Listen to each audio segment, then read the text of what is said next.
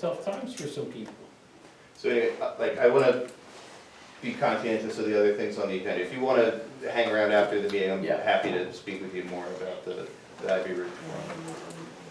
Well, I just find it funny that the HOA's brought in at some point, but then you're taking responsibility for the oversight of the plant, but then you're bringing the HOA in. Why is the HOA even involved with this? We own the plant, George. Yeah, that's what I'm But saying. to Why make even that ask them? solvent, we have to work with them on monthly payments. It's just the way it is.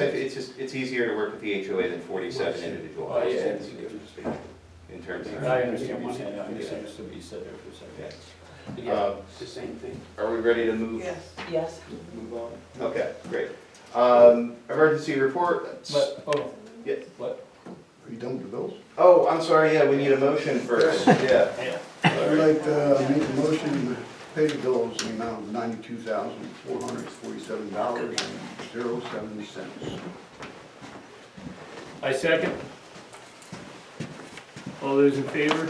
Take care. Good seeing you. Aye. Aye.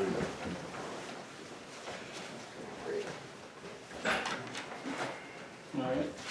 Okay, so we have a state police report.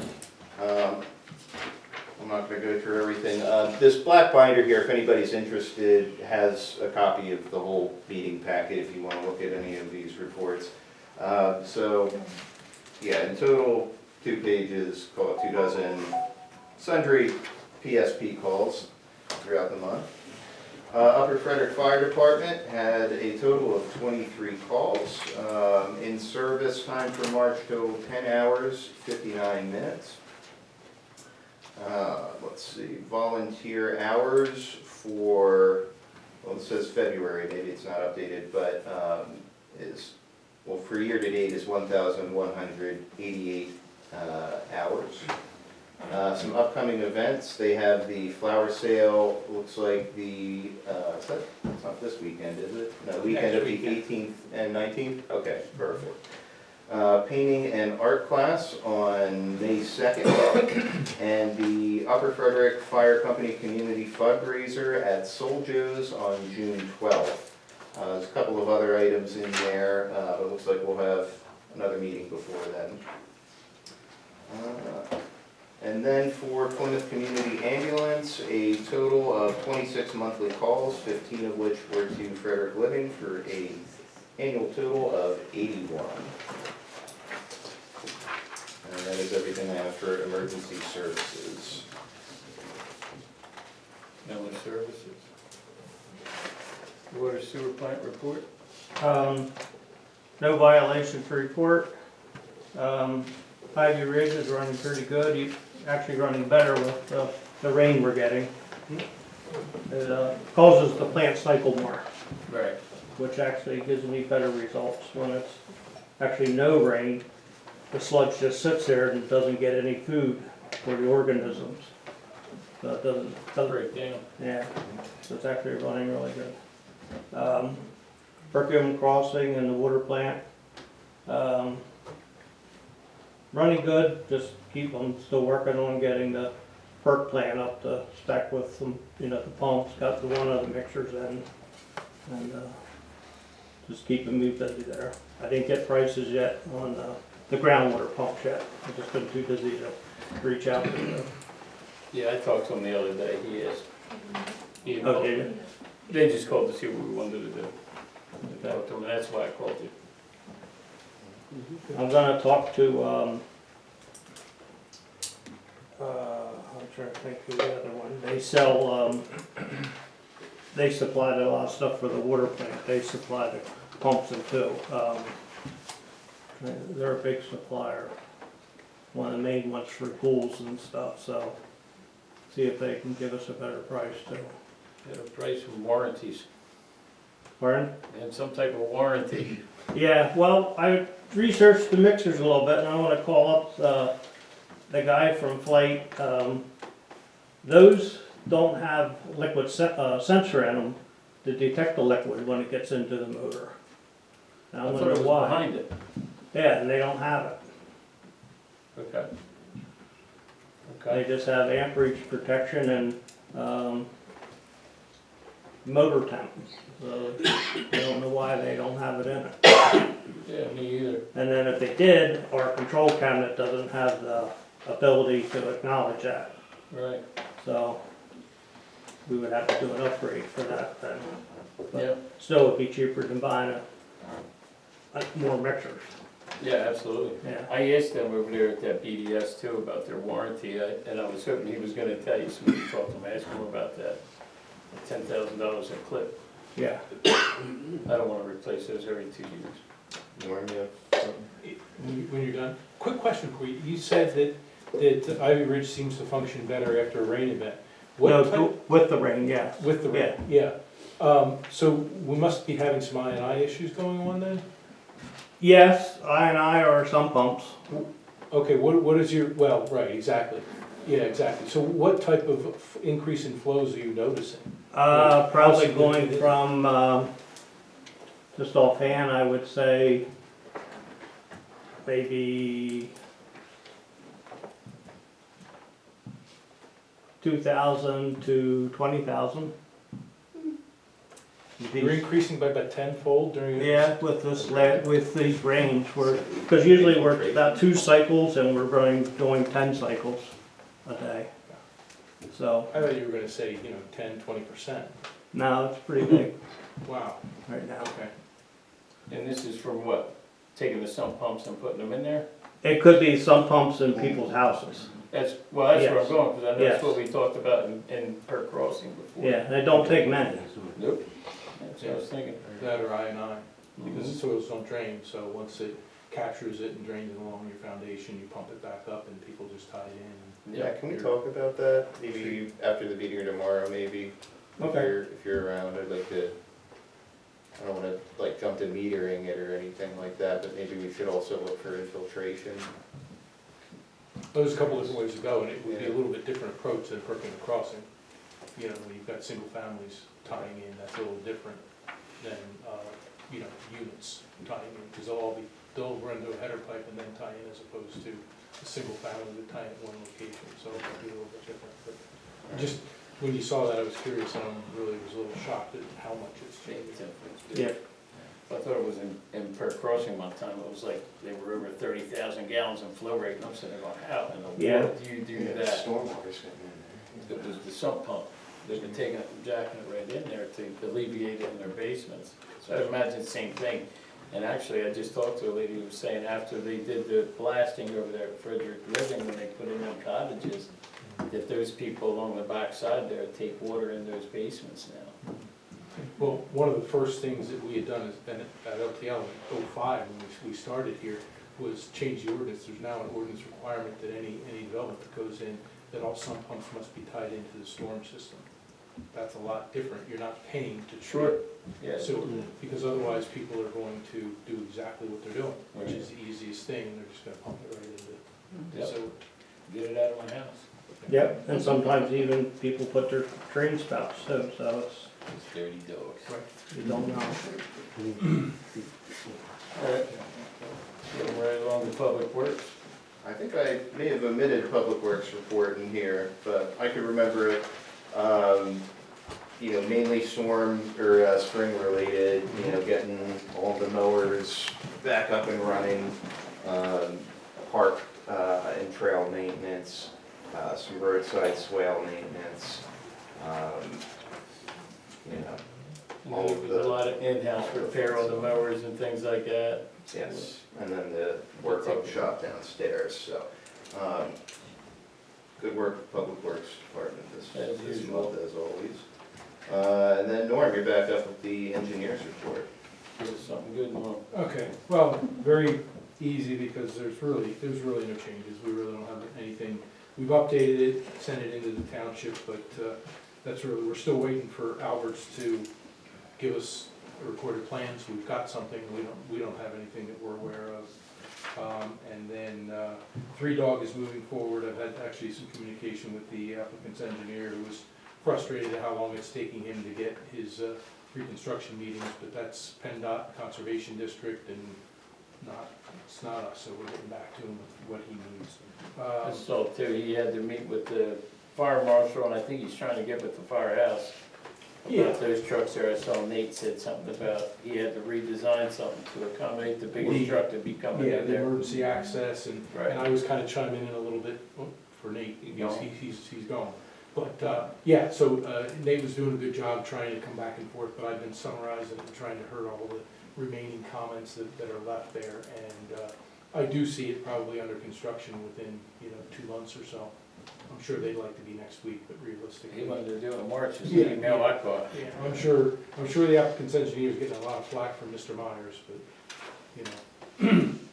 good luck trying to deal with PennDOT and Conservation District. I mean, not as much Conservation District, but definitely PennDOT. And, yeah, for sure.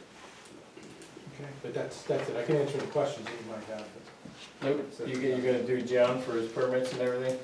Yeah, I did get a chance to talk to John this afternoon in the updates with 1847 Perkiomen Road is, that's actually Bill's kind of monitoring the situation, if you will, discussing with the property owner about trying to stay ahead of the weeds before it becomes a problem. There was some concerns expressed about 2 dead ash trees, surprise, surprise, losing limbs. So my understanding is it now looks like a cell tower because they cut all the limbs off, but the Yep. trunk's still sticking up there. Hanging out. Then you've got, let me see here, 1732 Becker, and a warning letter was sent. We're waiting to hear from the property owner, and they have until April 21st to get back to us on that. And then, actually, John got the address wrong on Foxfield Circle. He has 3403, it's actually 3404. And the zoning officer did meet with the property owner. This is the one where there was the smoke stain on the side of the building and stuff. And he had a failing pellet stove. He had a contractor in there, that was removed, a new one was put in. It's functioning fine. He's just waiting to clean it off until when he sprays the side of the house, it just doesn't freeze on the side of his house because it's bad and cold. So he said next couple of weeks he plans on getting it cleaned up, but really it wasn't a fire hazard as much as it was not, the exhaust was not correct, it was like rich or whatever, and so. Yeah, he said he was surprised how many people were noticing. Well, Said in touchy development subject where there's 2 what fires, happened with it's on Perkiomen everybody's Crossing. mind, yeah. so, yep, so that's the status of that, and we'll, keep monitoring that, or actually probably the public will do a better job for us, so. And that's all I have on that one.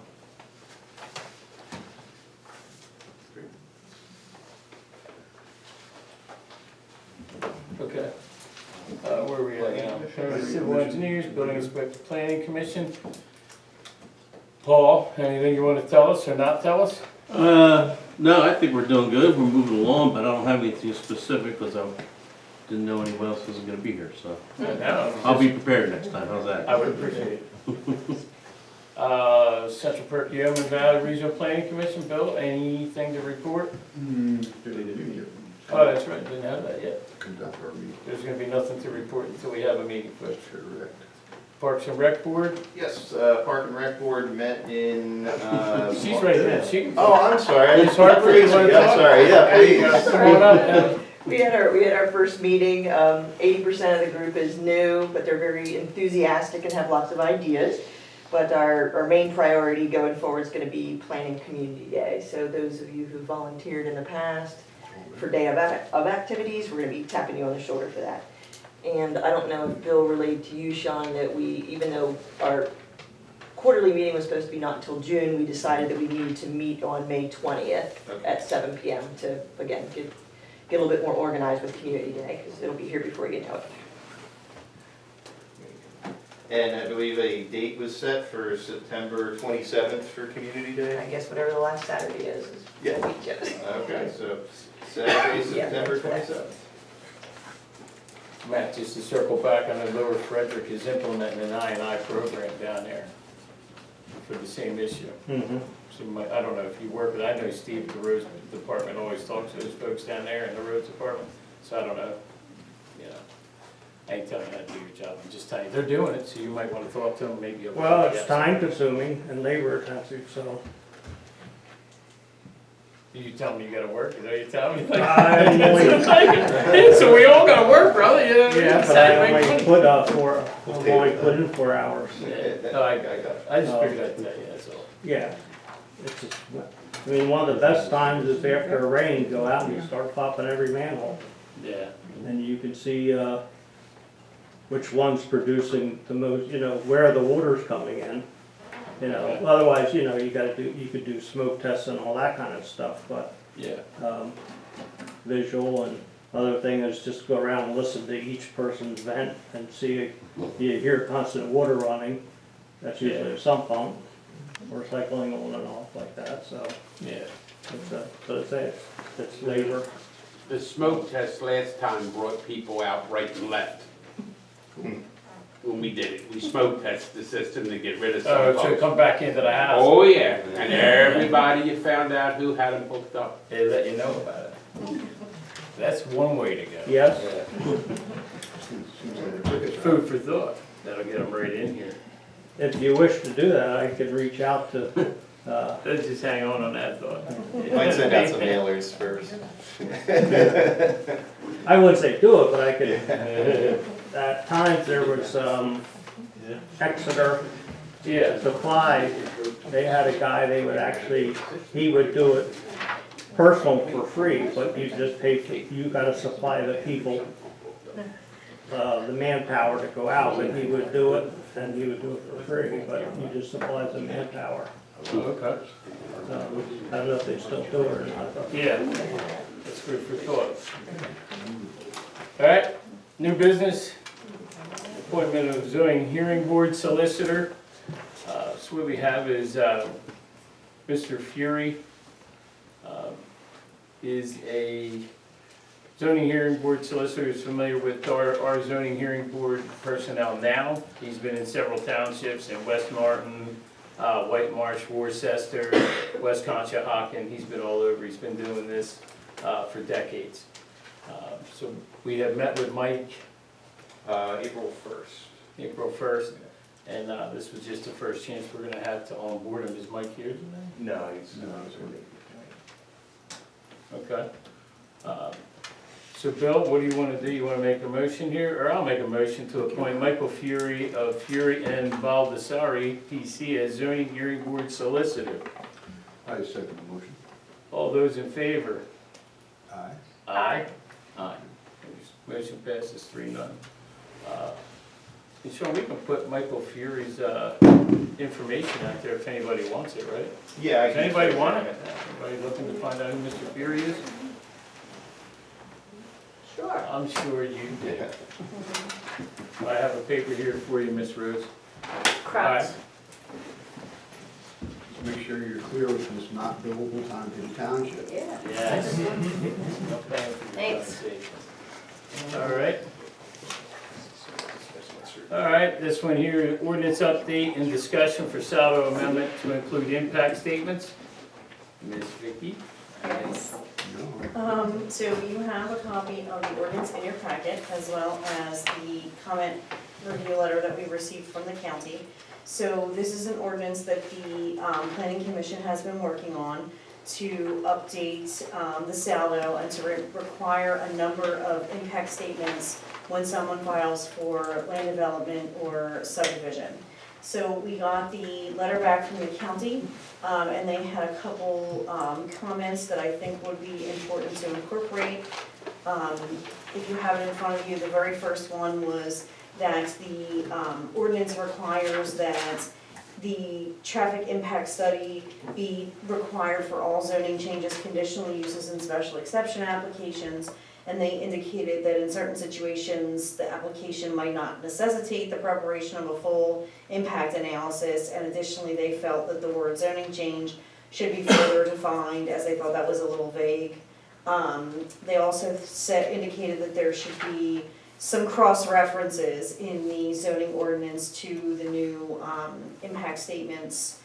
They also indicated that there's a statement in one of the sections that says, in making its evaluation, the Board of Supervisors and the Planning Commission may request any additional information it deems necessary to adequately assess potential environmental impacts. They thought that that was a little vague and needed a little more clarification from that sentence.